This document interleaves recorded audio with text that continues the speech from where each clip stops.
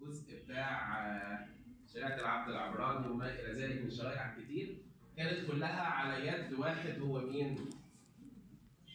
مين؟ يا ترى مين؟ موسى النبي، صح؟ موسى النبي بنلقبه بإيه؟ كريم الله. أنا للأمانة لما كلمني ماريو، موجود ماريو ولا ماريو. كلمني ماريو قال لي عايزين نتكلم على موسى النبي. قلت له على كام سنة مثلا ولا كام شهر عايزين نخلص موسى؟ قال لي لا دي هتبقى مرة واحدة. أنا اعتذرت الأمانة، قلت مش ممكن أتكلم عن موسى في مرة واحدة، مستحيل يعني. موسى كتب كام سفر كام مقدس؟ 5 أسفار لوحده كاتبهم، ومنهم 4 في حد ذاتهم دي قصة حياته لوحديها يعني. فعشان نتكلم على شخصية عظيمة زي موسى النبي دي يعني كتير جدا جدا. بعد كده هو الراجل اقنعني وقال لي احنا هناخد حته معينه في موسى النبي، مش هنتكلم عن حياته كلها، فده ريحني شويه. حد عنده خلفيه احنا بنتكلم عن ايه ولا مش بنبقى؟ احنا هنتكلم في شخصيه موسى على التغيير اللي بيحصل في الشخصيه، وهل التغيير دوت ممكن ولا مش ممكن، وهل الله ليه دور ولا ملوش دور، وهل لو واحد عنده ضعف في شخصيته في روحانيته في نفسيته، هل الضعفة ديت تتصلح ولا ما تتصلحش؟ ولو اتصلحت الله ليه دور ولا مالوش؟ ولو ما اتصلحتش الله ينفع يشتغل بيها ولا ما ينفعش؟ طبعا ده جزء صغير جدا من بحر محيط رهيب اسمه موسى النبي. تعالى كده نمشي. هو الموضوع بتاعنا يعني ظريف مش هيتعبنا كتير. احب اقول لكم بس آية اتقالت عن موسى النبي. اتقال عنه ايه؟ في تثنية 34 دوت آخر إصحاح في توراة موسى كلها. يعني ده التثنية هو آخر سفر كتبه موسى، وهو 34 إصحاح، فده آخر إصحاح، وده التقرير النهائي عن حياته. عاش معانا في الخروج، وعاش معانا في اللاويين، وفي العدد، والتثنية. هو دلوقتي على الجبل ومات، فتقرير الكتاب عنه إيه؟ ولم يقم بعد نبي في إسرائيل مثل موسى الذي عرفه الرب وجها لوجه. شوف كده التقرير ده لما تقروه كده بالراحه. لم يقم بعد نبي في اسرائيل مثل موسى الذي عرفه الرب ايه؟ وجها لوجه. مره ربنا كده الناس قامت شويه على موسى وقالوا اشمعنى يعني موسى هو ربنا يستخدمه؟ اشمعنى موسى هو اللي يقعد يقول لنا روحوا وتعالوا مش عارف ايه؟ راح ظهر لهم ربنا كده وقال لهم انتوا بتضحكوا في ايه يعني؟ ده أي واحد فيكم ممكن يتكلم بالنبوة بالرؤى، لكن موسى عبدي أنا بكلمه كما يكلم الرجل صاحبه. فموسى دخل في عمق علاقة عجيبة جدا وأسرار كتيرة في حياة موسى إحنا ما نعرفهاش. موسى على الأقل طلع الجبل على الأقل 3 مرات مثلا، 3 أربعينات، يقعد كده في الجبل ينسى نفسه وينزل يقول لنا بس الحاجات البسيطة. يعني لو تقروا الحاجات اللي بيقولها موسى تحسش إنها تاخدها 40 يوم يعني. أكيد في كده إيه؟ أيام تانية فيها أسرار إحنا يمكن ما نعرفهاش غير لما نروح نقابله في السماء. إحنا هناخد بس حتة صغيرة في موسى زي ما قلت لكم. هناخد قبل وبعد وما بينهم. يعني قبل إيه وبعد إيه؟ اللي بينهم ده هو اللي هيبان. فهنمسك كده موقف معين في حياة موسى نشوفه قبل ما يحصل كده كانت شخصيته إيه؟ وبعد ما حصل كده شخصيته بقت ازاي؟ وكده دي اصلا هي ايه؟ يعني ايه نقطة التحول اللي خلت موسى من قبل لبعد؟ فاهميني ولا ايه؟ فاهميني يعني؟ طيب. موسى كان قبل بيتهرب من الخدمة. انا عايز بس قبل ما ننزل بالشواهد دي، شكرا. ماشي مش مشكلة، الشاهد ده خلي. ممكن نطلع خروج 3 كده مع بعض. ناخد خلفيه بس عن جزء، اديك كده دقيقتين تقروه وحديكم عشان بس لما نيجي نتكلم تبقوا مدركين احنا هنتكلم في ايه. لو طلعنا خروج 3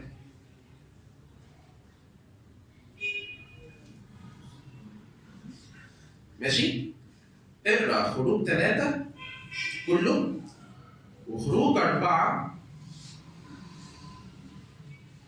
نقدر نقول لغايه لغايه 17 كفايه.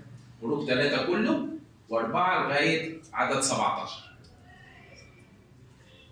طيب قولوا لي هو الجزء اللي احنا قلنا بيتكلم عن ايه؟ نقدر نحط له عنوان كبير كده ايه؟ دعوة ربنا لموسى، صح. نقدر نحط كده عنوان كبير لكل الجزء دوت ان هو دعوة ربنا لموسى، صح. الدعوة كانت سهلة او ربنا يعني كان سهل عليه انه يدعي موسى للخدمة. اللي قريتوه؟ قارن بينه وبين دعوة متى خد منه الموضوع كام آية؟ قال له اتبعني فقام وترك كل شيء وتبعه. صح، هي آية على بعضها. موسى خد كام آية عشان يتبع المسيح؟ صح ونص. وواضح كده ان الوضع ما كانش سهل قوي. حد عد كم مرة اعتذر موسى؟ حد عد؟ حد مش عد. حد قرب؟ 3 مرات. حد عد تاني؟ طيب تعالى نمشي كده واحدة واحدة ونشوف الأمر. موسى قبل كان راجل بيتهرب من الخدمة، ربنا بيدعيه وهو عمال إيه؟ يهرب منه. تعالى كده نشوف كل جزء موسى كان بيعاند فيه وتعامل الله معاه إيه. فبدايتنا في خروج 3 الآية 11 و 12. يعني مثلا أول ما قال له ربنا تعالى أنا رأيت مسألة شعبي في مصر ونزلت أنقذهم وأنا هبعتك وهتخش الفرعون وهتطلق الشعب لينا موسى بيقول له إيه؟ من أنا حتى أذهب إلى فرعون وحتى أخرج بني إسرائيل من مصر؟ أول عذر بالنسبة له كان إيه؟ هو شايف نفسه إيه؟ صغير. بالظبط عنده نوع من صغر النفس كده شوية. مين أنا؟ أروح فين أنا جنب فرعون علشان خاطر أكلمه؟ هو عنده كام سنة موسى دلوقتي؟ كام؟ حدود 40 تقريبا. كام؟ 80. ودلوقتي موسى 80 سنة. 40 سنة كان في بيت فرعون و40 سنة في البرية، وآخر ال 40 سنة ظهر له الله في العليا. فهو دلوقتي شاب 80 يعني. هو شاب في 80 من عمره. ربنا تعامل معاه ازاي في النقطة ديت؟ قال له ايه؟ إني أكون معك، يكفيك دي. أنت حاسس إنك قليل؟ أنت صغير على مهمة زي كده؟ طب العلاج إيه يا موسى؟ أنا نفسي هكون معك. اتحلت ديت؟ اتحلت ولا ما اتحلتش لسه؟ اتحلت. قبل موسى الدعوة؟ طب نشوف عذره التاني. الآية اللي بعديها على طول. قال موسى الله أنا آتي إلى بني إسرائيل وأقول لهم إله آبائكم أرسلني إليكم، فإذا قالوا لي ما اسمه فماذا أقول لهم؟ بيتحجج بيه المرة دي. احنا ما نعرفكش. هروح اقول لهم كده اله ابائكم قال لي كذا. مين؟ لو قالوا لي مين هو اله ابائنا دوت؟ انا ما اعرفكش وهم ما يعرفكش. ما هقول لهم ايه ساعتها يعني؟ طب الله حلها ولا ما حلهاش؟ قال له ايه؟ فقال الله لموسى اهيا الذي بيقدم نفسه. اهيا الذي وقال هكذا تقول لبني اسرائيل اهيا ارسلني اليك. انت عايز اسم؟ عايز شخصيه؟ اهو اهيا اللي هي معناها ايام. أنا الكائن، أنا أرسلني إليك، والكائن أرسلني إليك. طيب دي كم مرة؟ المرة كام دي؟ تاني. صح اللي بعده. فأجاب موسى وقال ولكن ها هم لا يصدقونني ولا يسمعون لقولي بل يقولون لم يظهر لنا الرب. إيه حجته؟ مش يصدقوني، هيكذبوني. لا أنت واحد جاي تتمريس علينا، ربنا لا ظهر لك ولا في حاجة اسمها أهيا ولا يهوى والكلام ده كله، وأنت بس إيه؟ جاي تتفتون عليك. حلها ربنا ولا ما حلهاش؟ قال له ايه ربنا؟ قال له الرب. فاكرين الموقف دوت بقى؟ ما هذه الذي في يدك؟ قال له عصا. قال له اعمل ايه؟ ده مفيش تاني خالص. قال له ايه؟ بدايه الوجوز ده قال له اعمل ايه العصا؟ ارميها في الارض. رماها في الارض طلعت ايه؟ حولت لحيه. بعد كده قال له امسك بديلها ترجع عصا تاني. ادي علامه تانيه. قال له تعمل ايه؟ دخل ايدك في عبك طلعها تبقى برصاقه سلبي، دخلها تطلع كويسه. ولو ما صدقوش بدي وبدي تعمل ايه؟ تاخد شويه ميه وتكبهم قدامهم والميه تتحول لدم. سهل يا موسى. بدل الايه جايب لك 3. يعني ماشي. المره الكام دي؟ الثالثه. في تاني؟ فقال موسى الرب استمع ايها السيد، لست أنا صاحب كلام منذ أمس ولا أول من أمس ولا من حين كلمت عبدك، بل أنا ثقيل الفم واللسان. إيه حجته المرة دي؟ ان موسى فمه ثقيل، يقول انه كان بيتهته، ما كانش يعني ايه، مش متكلم، مش بيعرف يتكلم كويس. الثلاث حجج اللي فاتوا كانوا حقيقيين ولا لا؟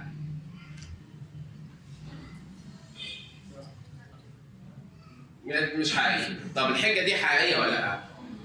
حقيقيه، صح؟ هو موسى فيه ضعفه فعلا؟ في ضعفه فعلا، هو مش بيعرف يتكلم فعلا وبيتهته ولسانه تقيل. طيب ربنا حلها له ولا ما حلهالوش؟ شفاه وخلى لسانه حلو. عمل له ايه؟ اذهب وانا اكون مع فمك واعلمك ما تتكلم به. ادي الدعوه بتاعته، روح انت بس وانا ايه؟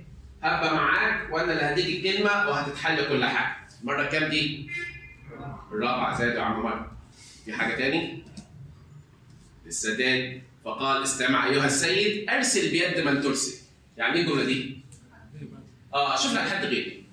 حاجه بيخلصوا على كل ما اقول لك حاجه تحلها لي، انا من الاخر مش عايز اروح. انت ايه؟ ارسل بيد من ترسل، شوف لك حد تاني احسن، انا مش لاعب اللعبه دي خالص. قال له ايه ربنا؟ سابه براحته، انت الخسران. فحمي غضب الرب على موسى وقال اليس هارون اللاوي اخاك؟ انا اعلم انه هو يتكلم. هو بيعالج له برضه المشكله الاولانيه. وايضا ها هو خارج لاستقبالك، فحينما يراك يفرح قلبه فتكلمه وتضع كلمات في فمه. انا اكون مع فمك ومع فمه واعلمكما ماذا تصنعان. يعني انت قلقان وخايف شعفيه، هتروحوا انتوا الاثنين مع بعض، انت مش عارف تتكلم وهو هيتكلم، وانتوا الاثنين انا هستخدمه. تمام؟ كم مره يعتذر عم موسى؟ 5 مرات يعتذر. صح؟ منهم مره احنا مقتنعين فعلا ان هي حقيقيه وليها عذر فيها، اللي هو ايه؟ ما عنده يعني انت رايحني عشان اكلم، شوف اللفظ، يعني انا رايح اكلم فرعون انه يطلع الشعب. انا اصلا موضوع الكلام ده مشكله بالنسبه لي، يعني انت بتدوس على جرح عندي، انا مش متكلم، انا مش عارف اتكلم اصلا، ثقيل الفم واللسان. وانت تقول لي روح اتكلم مع فرعون؟ ده اللي بيخش يتكلم مع فرعون ده المفروض يبقى بقى بيختار الفاظه ويتكلم بحرص ومش عارف ايه. انا اروح اقعد اتهته قدامه، ما بالي ان انا خايف وبالي ان انا بتهته، يعني شو كلمتين على بعض. المهم يعني ال5 حجاج الله ماله اتعامل معاه، صح كده؟ كل ده قبل. ماشي؟ طب بعد، تخيل بقى هذا الشخص اللي كان عمال يتهرب من الخدمة ودعوة ربنا ليه، شوف كده مرتين يواجه الله بمنتهى الدالة، كأنه يعني ايه، بس مش خادم، ده انا دراعك اليمين اللي انا ليا دالة واقدر اكلمك براحتي.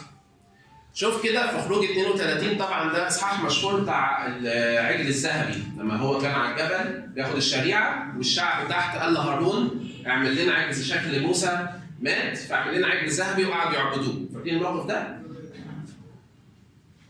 وقال الرب لموسى رأيت هذا الشعب وإذا هو شعب صلب الرقبة، فالآن اتركني ليحمى غضبي عليهم وأفنيهم فأصيرك شعبا عظيما. مش أنت كنت خايف من الخدمة يا موسى؟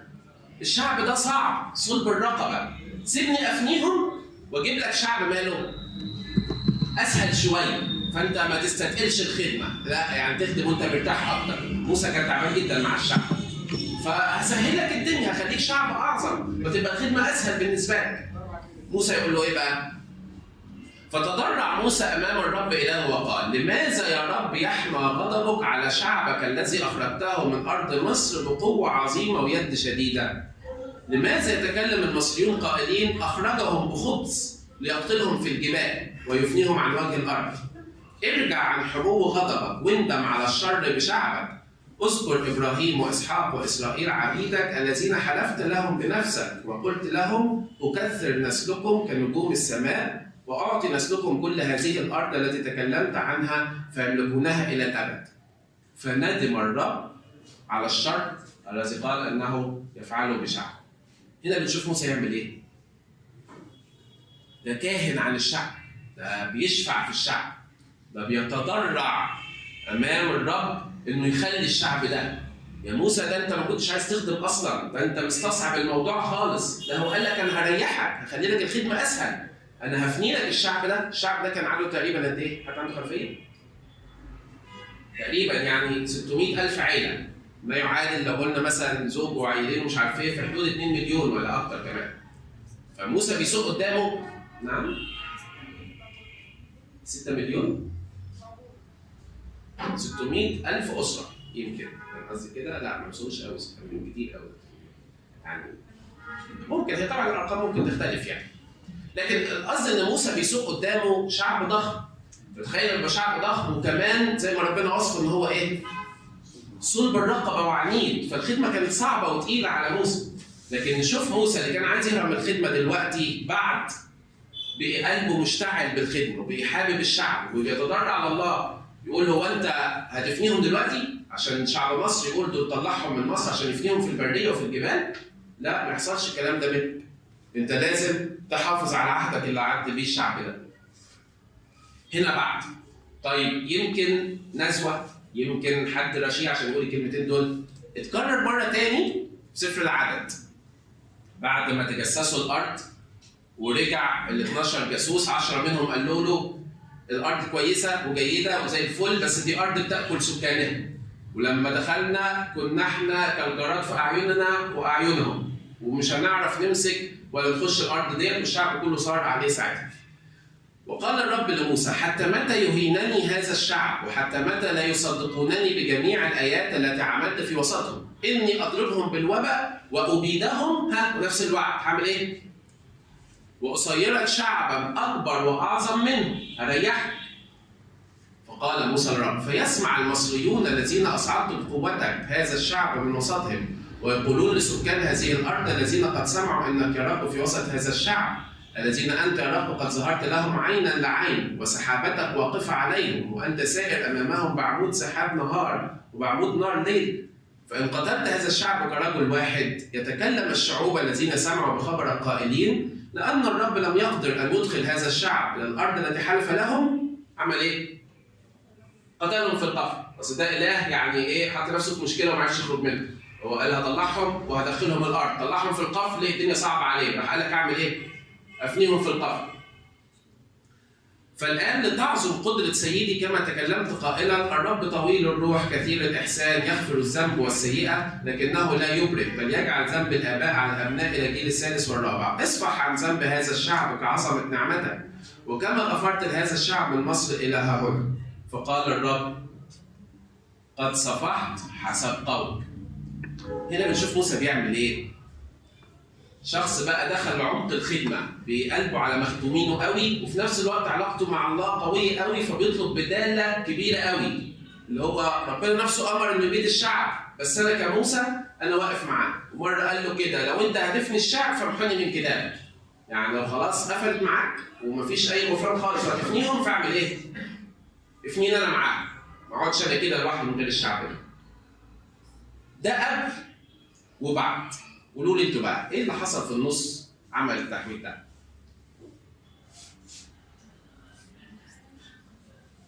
شفنا قبل كده وبعد كده، ايه هي كده بقى؟ اتحط في الموقف بتاع ايه؟ هو كان رافض الخدمه، اتحط في الخدمه وشاف ان الله كان معاه من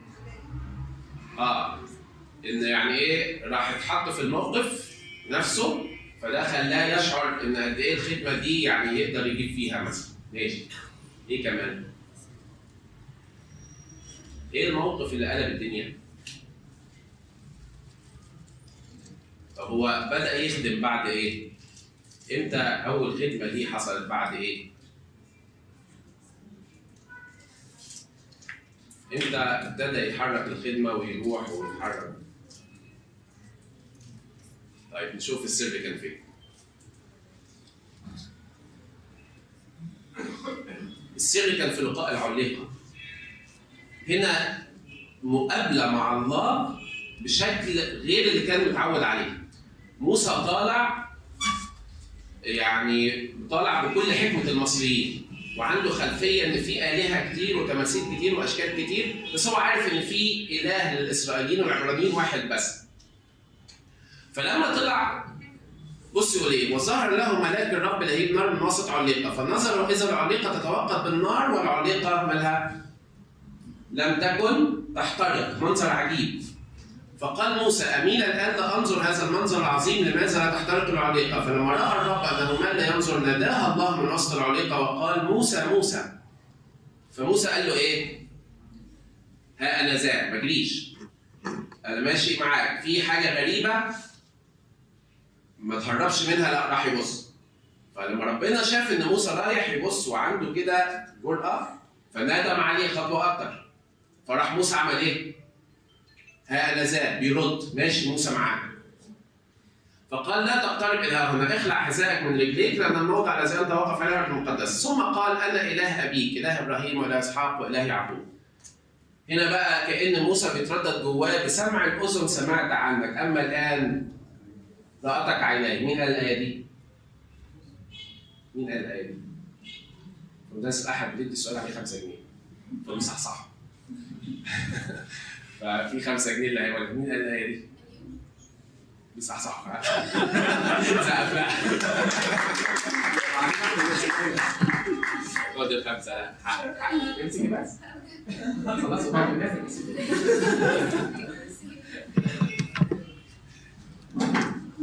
خدعة انهم ما يجاوبوش في الاول.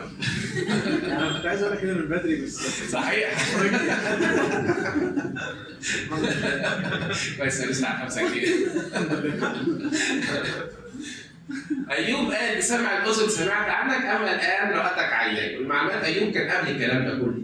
يقولوا ايوب ده كان ايام نوح، يعني فتره من نوح وابراهيم. المهم يعني موسى كان يسمع من مامته اجابه ان في اله يهوه، اله العبرانيين، والاله ده هو اله ابراهيم واله اسحاق، وتقعد تحكي له مين هو ابراهيم ومين هو اسحاق، وعنده المعلومات دي كلها. كل ده ايه؟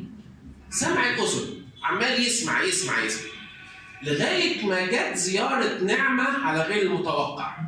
جه افتقاد لموسى بشكل مهيب. مره واحده بقي في مواجهه مع الله وجها لوجه، وسمع صوته بشكل واضح، وشايف منظر رهيب لتجلي للاله.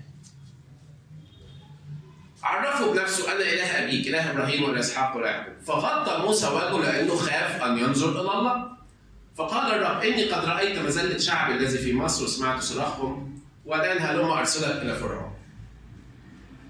من بعد كده ابتدى حوار الخدمه. بس بعد اللقاء ده، يعني كل اللي احنا قريناه قبل كده، فكره ان هو انا ثقيل الفم، انا مش عارف ايه، كل ده بيحصل وهو قدام العليقه.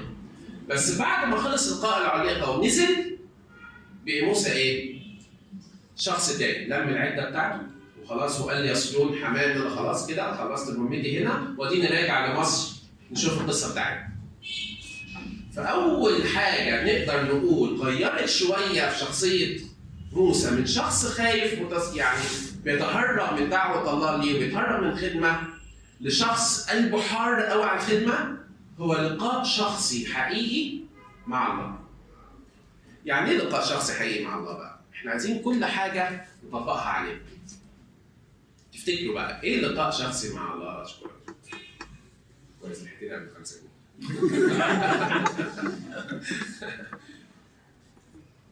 لازم يكون لينا لقاء شخصي مع الله. واللقاء الشخصي دوت، يعني مش عارف انتوا مره سمعتوا في وعظه لابونا برسوم قالها في جيل جديد، مش عارف اسبوعين مثلا ولا حاجه، كان بيتكلم على زياره النعمه. حد سمع عن الوعظه دي؟ كان بيتكلم على يعني ايه زياره نعمه، يعني واحد يقول لك انا افتقدتني النعمه النهارده، انا زارتني زياره نعمه، انا بمر بحاله من افتقاد الله لي. ايه الكلام ده كله؟ كلمنا على حاجتين. قال في الاول الله يدي زيارات النعمه مجانا. مجانا كده.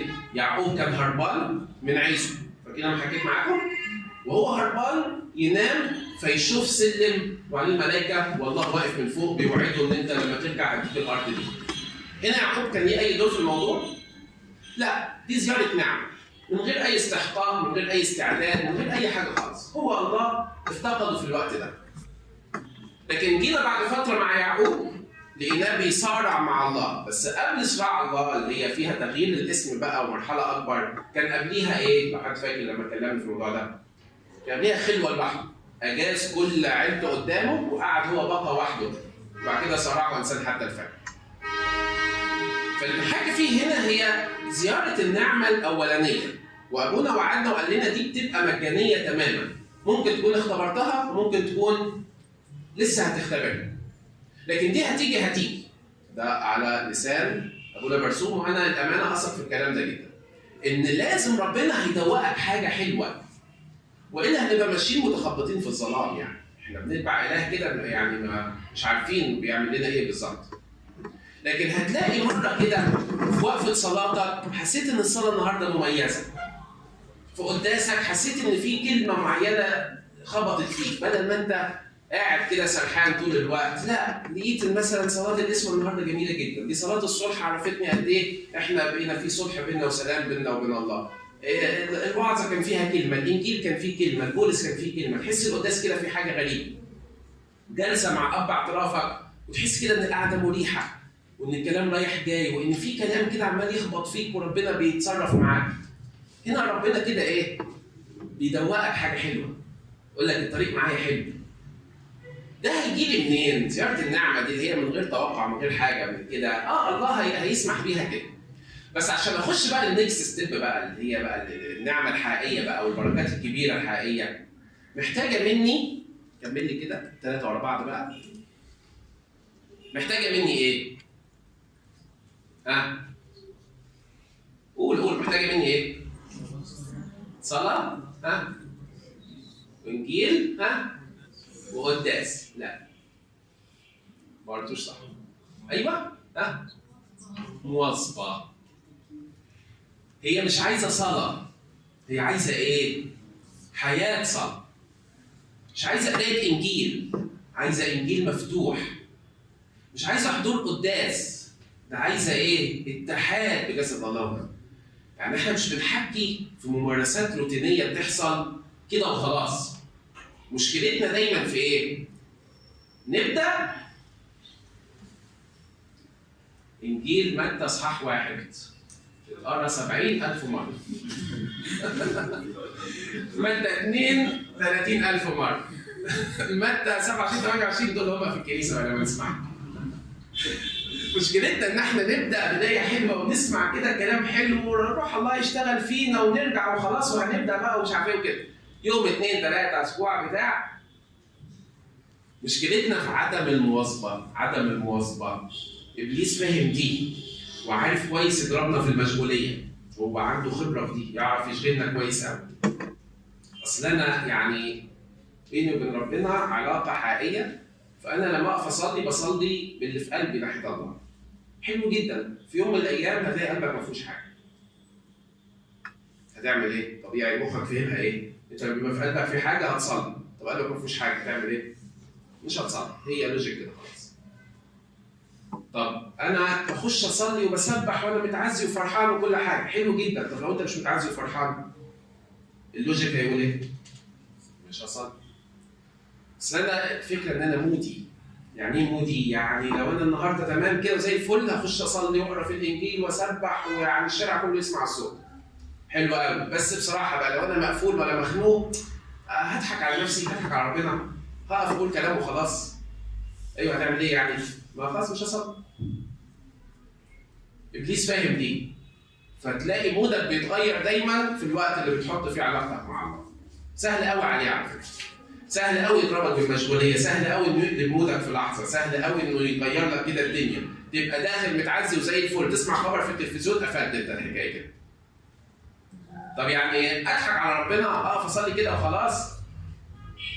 اقول لكم خش صلي كده وخلاص. لا اصل انا مش شكلي، معلش، الا الشكليه في العباده. ما اصليش بس اصلي صح. يا سيدي بالراحه، مش شكليه في العباده. بس احنا بنتكلم دلوقتي على خطوه عايزين نتغلب عليها، فكره عدم المواظبه. عدم المواظبه بتخسرني كتير قوي قوي قوي. وافتقادات النعمه ديت مش هتيجي غير في واحد محافظ على محضره دايما حي. مش الفكره ان انا بضحك على نفسي ولا بضحك على ربنا ومش عارف ايه. انت مش بتضحك على حد. انت فعلا الفتره ديت تقيل عليك الصلاه. انت حاسس بكده والله شايف كده. طب هعمل ايه؟ لازم تتغلب على دي. ولازم تتعلم انك تصلي حتى وانت مالكش نفس تصلي. تنفع تيجي دي يعني ممكن؟ تيجي ممكن. تيجي ازاي دي؟ يكن لكم الحواس الايه؟ المدربه. بس الطريق الروحي دوت محتاج تدريب هو التاني. زي ما بتنزل تدريب في شركه وتدريب في صيدليه وتدريب في كده، انت محتاج برضه تتدرب في محضر الله. محتاج اتدرب ازاي اصلي وانا ماليش نفسي اصلي. اصلي وانا مفيش على قلبي حاجه اصلي بيها. ارنم وانا متضايق وشايف الدنيا ملخبطه. ينفع ده؟ في ناس بتعمل كده؟ ينفع، بس محتاجه ايه؟ شويه معافره، شويه زق، شويه لما ربنا يقول لك يا موسى يا موسى، ما تقولوش انهي موسى فين عايز مين؟ لا، تقول له ها انا ذا. ايوه.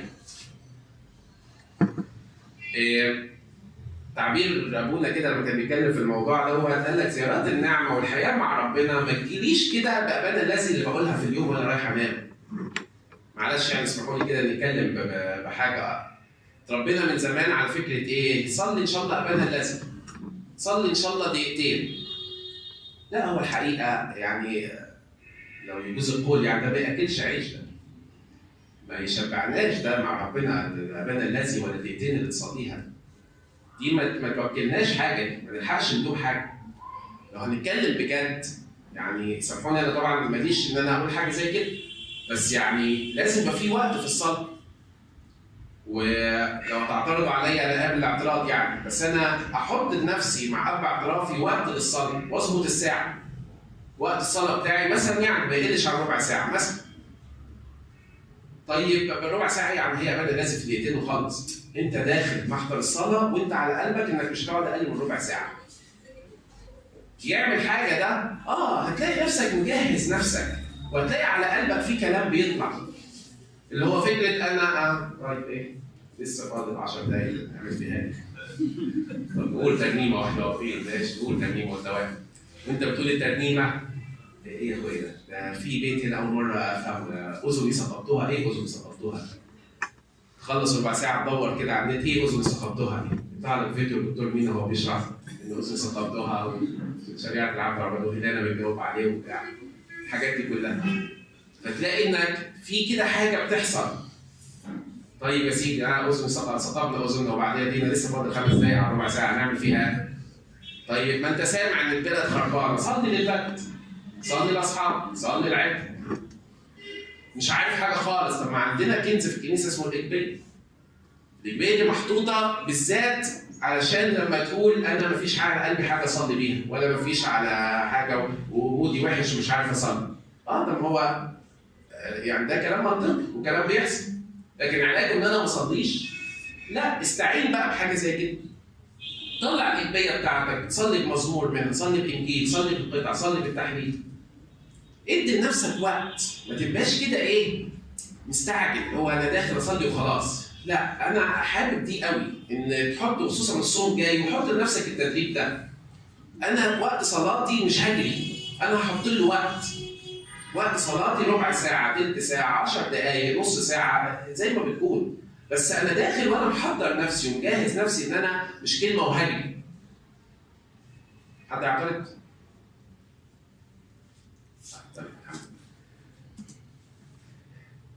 كان موسى شاعر بقوته. حصل فين الموقف ده؟ هو عجوز. امتى حس موسى بقوته؟ لا مش هقول 5. جاوب الاول. اشكرك يا لانا، صح كده. لما قتل المصري ينفع 5 ثانية؟ صح، فاكرين الموقف لما قتل المصري؟ هو موسى متربي كده، مامته يوكابد تقول له احنا مذلين ومستعبدين رغم ان ربنا وعدنا بارض تفيض لبن وعسل، وابراهيم ابونا ربنا وعده ان يبقى نسل كتير ومش عارف ايه، بس احنا مذلين ولازم هنخلص من الارض دي وهنخرج وهنعمل الكلام ده كله. فموسى حس كده جواه يعني انا مسؤول عن الشعب ده. فلقينا ايه؟ حدث في تلك الايام لما كبر موسى انه خرج الى اخوته لينظر في اثقالهم، فراى رجلا مصريا يضرب رجلا عبرانيا من اخوته. فالتفت هنا وهناك ورأى ليس احد، فعمل ايه؟ مش يحجز، مش يشيل، مش ينادي من العساكر يحكموا، راح عمل ايه؟ قتل المصري على طول. وتمرغ في الرمل، حاسس كده ان هو ليا سلطان، ليا سطوه، ليا قوه، انا اشتغل انا بنفسي. ده قبل. بعد فقال موسى للرب: استمع ايها السيد، لست انا صاحب كلام منذ امس والاول من امس، ولا من حين كلمت عبدك، بل انا ثقيل الفم واللسان. بيناظر على ايه؟ الضعف اللي جواه، بدل ما موسى اللي يقتل وما حدش يشوفه ويكبر في الضرام، دلوقتي يقف قدام ربنا يقول انا ضعيف، انا مش بعرف اقول كلمتين على بعض، حتى الكلام اللي كل الناس تعرف تقوله انا مش بعرف اقوله. فبعد ما كان بص على قوته بيبص على ايه؟ على ضعفه. ده قبل كده وبعد كده. ايه كده؟ ايه اللي حصل في النص؟ امتى عمل كده وامتى عمل دي؟ احنا دي قريناها في الشاهد اللي احنا قريناه في الاول. نعم. ايه المرحله اللي جت في النص؟ مش فاهم. ايوه، هروبه من فرعون. ايوه قربت جدا. حد يديها اسم هروب من فرعون ده؟ وهرب راح فين؟ راح الصحراء البريه، قعد قد ايه هناك؟ 40 سنه. كان بيعمل حاجه هناك؟ بيربي غنم، صح؟ وراه حاجه تاني؟ لا. يبقى السر بقى هنا ايه؟ في الايه اللي بتقول لنا واما موسى فكان يرعى غنم يسون حميل جاه مديان فساق الغنم الى وراء البريه وجاء الى جبل الله حوري. ايه تطبيقها في حياتي دي؟ التغيير ده اللي يحصل بدل ما انا معتد بنفسي قوي احس ان انا جوايا لسه في ضعفات ولسه في نقص ولسه ان انا ما بستاهلش قوي النعم اللي ربنا بيديها لي. ايه المرحله اللي في النص اللي تخلينا نتغير كده؟ القعده في البريه اسمها ايه؟ الخلوه. اشكرك. تطبيقها في حياتي هي الخلوه. ما ينفعش الحياه تبقى كلها ورا بعض ورا بعض ورا بعض. ما ينفعش ابقى طالع من خدمه رايح لحته، طالع لمشوار، رايح مع خروجه مع اصحابي وطالع مش عارف فين وبتاع، وعمال الف والن هنا هنا هنا هنا هنا، واجي اخر اليوم ما احنا صلينا في نص الغلط. ما احنا مش عارف لو كنا في القداس الصبح وصلينا كفايه كده بركه في اليوم. لا، لازم في خلوه يا جماعه في اليوم. لازم الخلوه الفرديه دي مهمه، لازم يبقى ليا وقت اخش كده مخدعي واغلق بالي واصلي الى اب الذي في السماوات. ما ينفعش كل وقتي يبقى الموبايل شغال والنت مفتوح وادي رسائل وادي رسائل وشغال وشغال. لازم يهدى الجهاز ده. لازم مخي يهدى من الافكار. لازم يبقى في وقت، وحتى لو كان مثلا هو الوقت بتاع الصلاه اللي احنا اتفقنا عليه. انا اتفقت مع نفسي ومع باعترافي انا ليا ربع ساعه نص ساعه في اليوم هطفي الموبايل خالص، اصفي افكاري تماما واخش اوضتي اقفل بابي واقعد كده انا وربنا بس. اقرا لي حته من الانجيل، اقرا لي في كتاب روحي، ارنم، اصلي، اناجي نفسي، اناجي الله. مقطوع عن العالم. دي تعمل حاجه دي دي غيرت موسى خالص. هتخليك عارف علماء النفس يقول لها ايه بقى؟ النظر الى الذات، انك تدخل جوه نفسك. احنا مش هنقلبها بالشكل النفسي قوي ده، لكن هنقلبها للشكل الروحي. انا افحص جوه نفسي. صدقوني الاوقات دي ياما الواحد بيكتشف حاجات في نفسه ما كانش يعرف عنها حاجه.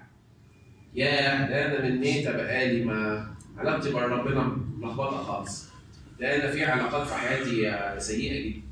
ده انا في امور بشعه انا بعملها ومش واخد بالي. ده انا تاريني ماشي مع الطيار وانا مش واخد بالي. ده كل الناس رايحه كده وانا من غير قصد رايح معاهم. ده انا بقالي فتره طويله لا نزلت خدمتي ولا حضرت قداسي ولا قعدت مع باعترافي. كل ده ايه؟ ما يطلعش في الدوشه ده. ده ربنا ما يتكلمش فيه في الدوشه. فاكرين ايليا؟ ربنا لما حب يكلمه، ايليا كان منهار خالص وضايع. لما حب يكلمه راح خده على الجبل. ونار وعواصف وزلزله في الاخر كلمه في الايه؟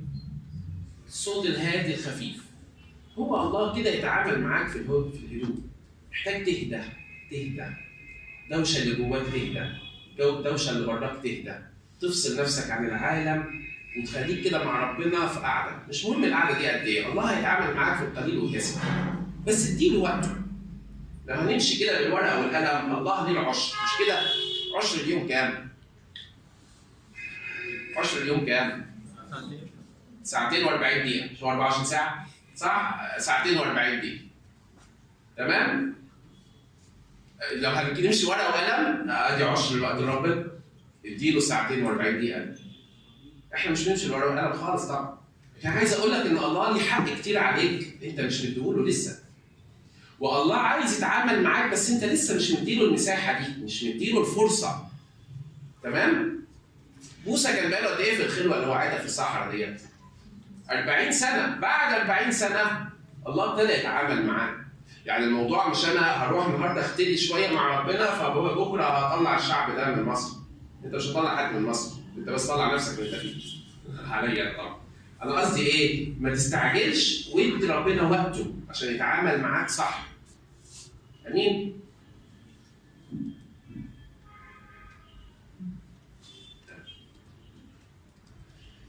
كان ناظر على ضعف، احنا لسه قايلين من شويه ان هو كان بيبص على قوته، بيبص على ايه؟ على ضعف. الغريب بقى انه كمان كان بيبص على ضعف. ازاي؟ في نفس الايه اللي احنا شفناها دي اللي ربنا كان بيدعيه هو باصص قوي على ضعف فيه. الضعف ده حقيقي ولا مش حقيقي؟ اتفقنا؟ هو حقيقي، هو موجود فعلا في شخصيته، هو الراجل ده مش عارف يتكلم فعلا.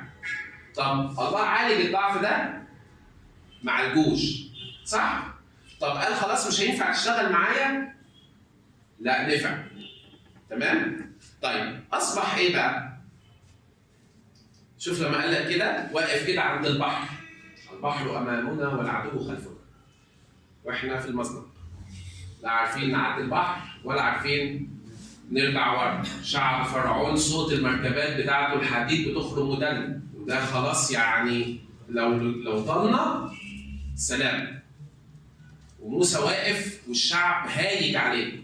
هو عشان ما فيش قبور في مصر جاي تموتنا هنا؟ طبعا احنا لو جالنا موقف زي كده دلوقتي نقول جاي شق البحر زمان شقه دلوقتي. موسى ما كانش فيه زمان بالنسبه له، ده كان اول مره، دي اول شق البحر كان اول موسى من نوعه. فهو واقف ما يعرفش فيه ايه، هو نفس موسى ما يعرفش فيه ايه. وشايف العدو وراه وشايف البحر قدامه. لكن بمنتهى الثقه والايمان قال لهم ايه؟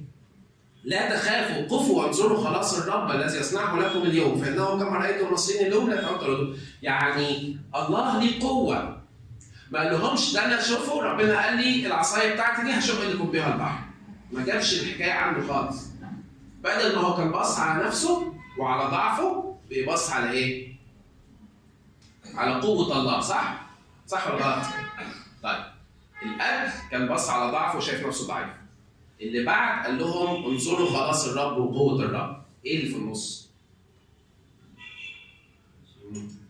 امتى البحر اتشق؟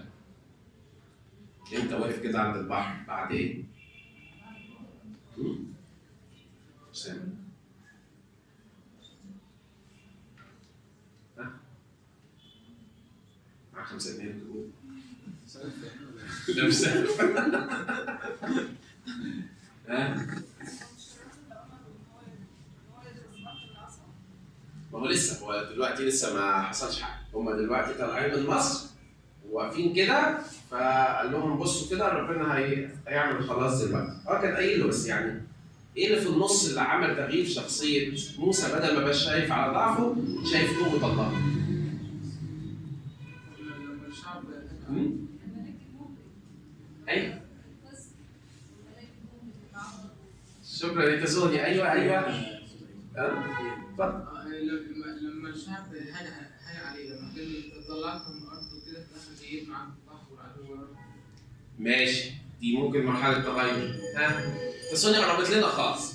الفرق ما بين هنا وموسى بيعتذر وبيقول لربنا انا ضعيف وهو في العليقه، وانه واقف عند البحر اللي في النص كان فيه 10 شهور فيهم 10 ضربات. فموسى شاف بعينه ايه؟ ذراع الله الممدوده. هو شاف بعينه دي. يعني قول لنا كده السر. ما تعتمدش انه حافظ. هي الفكره كده، لما تروح وترجع لمصر هيبقى في عجائب انا هعملها. وهتلاقي ذراعي ممدوده وهتلاقي في حاجه بتحصل يا موسى وبايدك انت وهتشوف انت الكلام دوت. وده اللي خلى موسى يبقى ثقه عمياء في الله اللي قدر يعمل كل العجائب ديت في ارض مصر. هو هيكمل العجائب دي. تمام؟ ده اللي عمل التغيير. طيب انا تطبيق ده في حياتي ايه؟ قلت لكم قبل كده.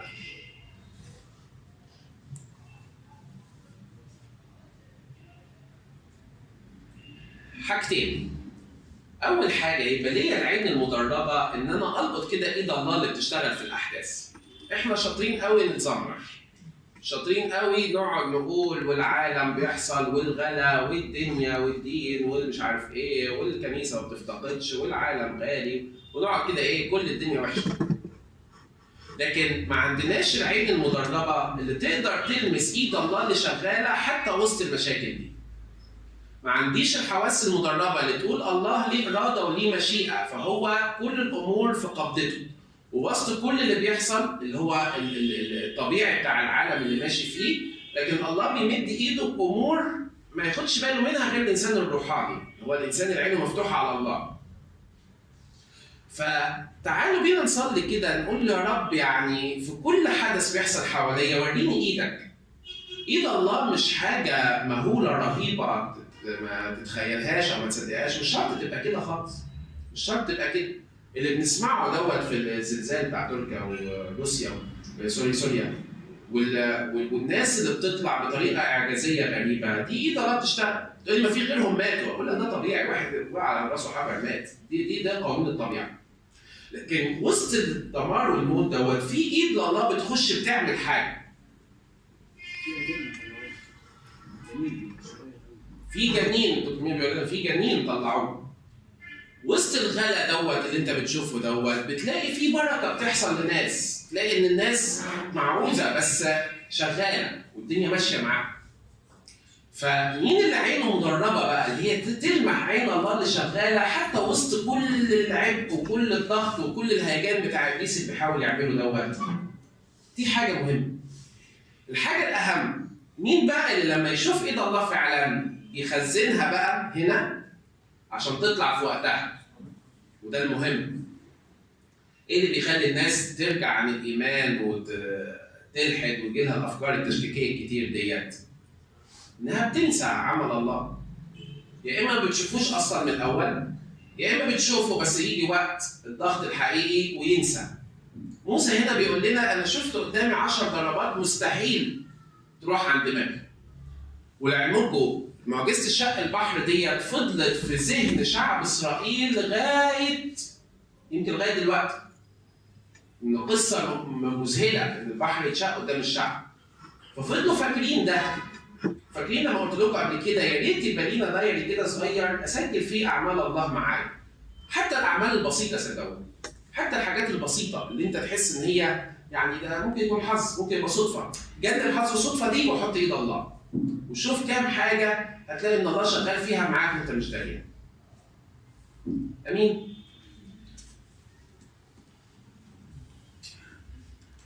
احنا كده خلصنا كده معلش اتاخرت. الحمد لله. 3 حاجات في حياه موسى شكلت وغيرت موسى من قبل لبعد زي ما شفنا. اول حاجه هو لقاء حقيقي مع ربنا. زي ما قلنا في افتقاد للنعمه. ده هيحصل او حصل بس انت ممكن تكون مش فاكر. عشان تخش بقى في الحاجات الحقيقيه بقى والعشره الحقيقيه، لا انا محتاج بقى ايه؟ مش ابدا الذي قبل ما انام، مش دقيقتين او فيهم كلمتين وخلاص، لا انا عايز ابقى مدرب. واحب ابشرك يعني ان ابليس سمعنا النهارده كويس فهيجي بقى يضربك في دي كمان. زهق، ملل، الراجل ده بيتكلم كلام وخلاص، ربع ساعتين اللي هنصلي فيها. بعض احنا بنصلي ربع ساعه، هو بيصلي اكتر من ربع ساعه. بس محتاج اكتر. طب اعمل ايه يعني؟ يا سيدي زي ما قلنا عندك ايجابيه، عندك ترانيم، عندك تسبيحه، عندك مناجاه، افتح ذهنك لناس ثانيه غيرك، ما تصليش لنفسك بس، صلي لاصحابك، صلي لعيلتك، صلي لبلدك، صلي للعالم، صلي للناس ما تعرفهاش، صلي للناس المرميه في مستشفيات، صلي للناس المكسوره، صلي للناس المريضه بمرض مش عارفه تشفيه، صلي هتلاقي ناس كتير قوي محتاجه صلاتك. ده هيجي وانت بتصلي هتلاقي روح الله جواك بيثقلك بحاجات عمرك ما تخيلت تصلي بيها. صلي للابديه، صلي لاحوال الدنيا، هتلاقي مجالات كتيره قوي بس ادي لنفسك الوقت. تاني حاجه خلوه، لازم خلوه يا شباب، لازم يبقى ليا وقت انا فاصل كل حاجه وبس موصل كده كونكتد وزدان، بس مفيش حاجه تانيه، مفيش حاجه كونكتد تاني حواليا خالص، ماشي ولا واي فاي ولا غيره، انا بس الكونكتد وزدان، مفيش اي حاجه تانيه شغاله. الحاجه الثالثه العين المفتوحه على ايد الله وعمل الله في حياتي. ربنا يدينا كده ان احنا نتغير من مجد الى مجد ونتنقل كده من خطوه لخطوه اللي بعديها، وربنا يدينا كده في موسم الصوم اللي جاي ان احنا ناخد تدريب روحيه حلوه ويبقى لنا علاقه حيه مع الله تنقلنا كده في حياتنا ونقول كده مجدا لربنا اللي يقدر فعلا يطلع من الجافي حلاوه ويقدر كده يغير ويشكل في شخصيه انسان، يا اما يغير يا اما زي ما شفنا موسى بضعفه بس هيعمل ايه؟ هيشتغل. ولله المجد.